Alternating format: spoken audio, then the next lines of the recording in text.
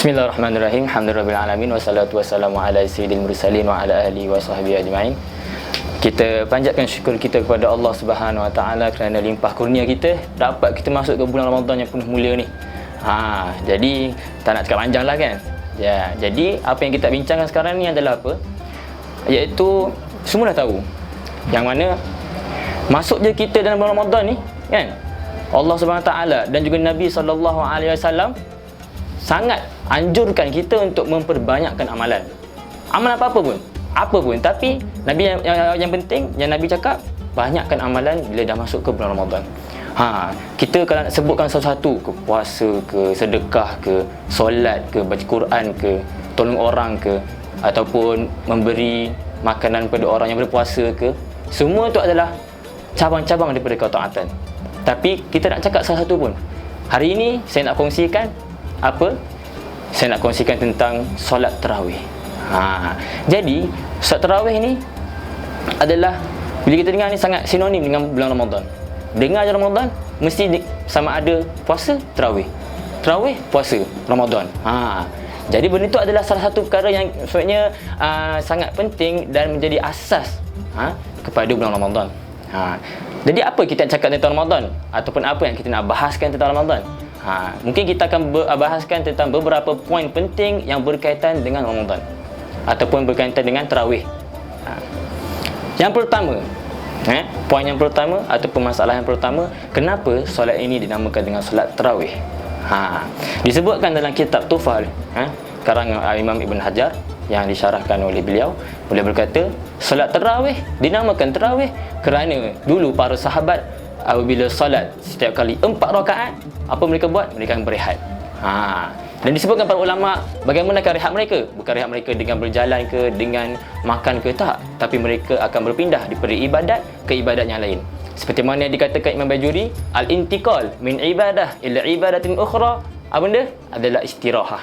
Bagi mereka, pemindahan daripada ibadat ke ibadat yang lain itu adalah istirahat. Sebab tu nama solat tarawih dinamakan tarawih. Kenapa? Kerana mereka berehat di antara 4 rakaat. Bukan 2 rakaat. Maksudnya dah 2 salam, solat apa mereka akan rehat. 2 salam lagi, mereka akan rehat. Jadi itu untuk apa? Untuk kenapa dinamakan sebab apa nama solat tarawih. Masalah yang kedua, asal usul tarawih. Bagaimana solat tarawih ini boleh terjadi? Macam mana tarawih itu jadi tarawih? Macam solat macam tu datang macam tarawih. Tak. Bukan. Jadi ada sejarah dia. Dan siapa yang buat? Kita akan tahu. Poin kedua adalah asal usul tarawih. Maka asal usul tarawih ini, siapakah orang pertama yang melakukan solat tarawih? Dan tidak syak lagi, orang yang pertama yang melakukan solat tarawih adalah siapa? Adalah Nabi SAW.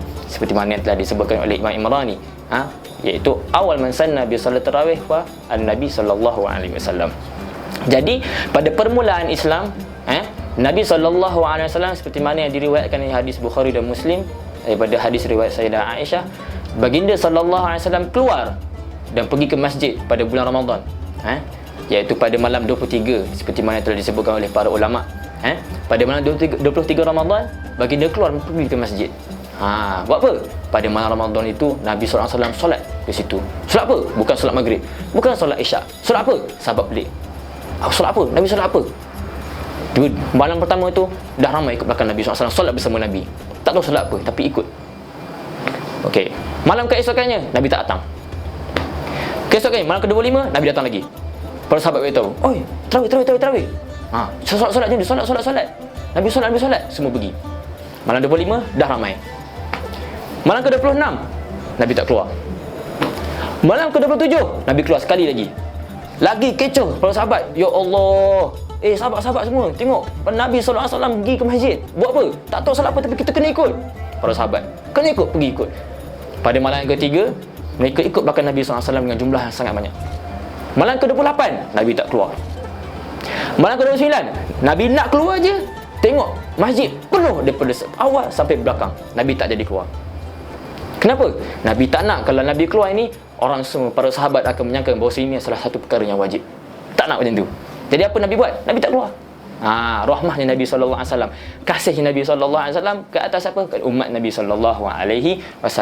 Jadi seperti mana yang telah kita sebut tadi, pada permulaan Islam dan pada masa Nabi hidup, Nabi hanya keluar 3 malam sahaja. Nabi hanya keluar pada 3 malam sahaja, iaitu malam 23, malam 25 dan juga malam ke-27 seperti mana yang disebut oleh Imam Bajuri. Dan Sayyidina Aisyah kata, setelah malam 27 itu sampai baginda SAW wafat, Nabi tak keluar rumah solat tarawih di masjid. Nabi solat tarawih di mana? Di dalam rumah. Kenapa? Kasih atas umatnya, takut diwajibkan solat tarawih tersebut. Jadi benda tu berlaku dan berterusan ke khilafah zaman Sayyidina Abu Bakar. Okey, kalau kita nak tahu apakah lagi penjelasan ataupun masalah yang kita akan sebut, nantikan besok insya-Allah.